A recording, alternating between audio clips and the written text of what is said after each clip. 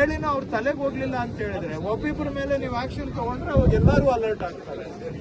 So saving lives is very important.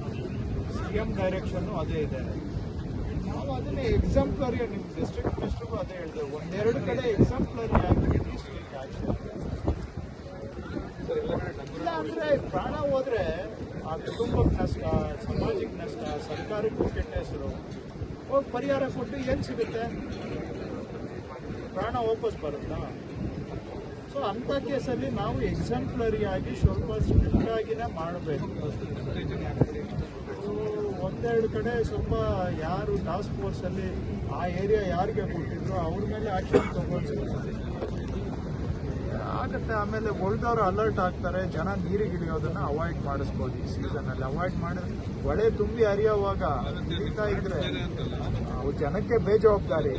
ನೀವೇನ್ ಮಾಡ್ತಾ ಇದ್ರಿ ಸರ್ಕಾರದವರು ಅಂತ ಕೇಳಿದ್ರೆ ನಮ್ದು ಜವಾಬ್ದಾರಿ ಇದೆ. ಅದಕ್ಕೆ ಪೊಲೀಸರನ್ನು ಇನ್ವಾಲ್ವ್ ಮಾಡಿ ಸ್ಟ್ರಿಕ್ಟ್ ಆಗಿ ಅಂತ ಪೊಲೀಸ್ ಕೇಸ್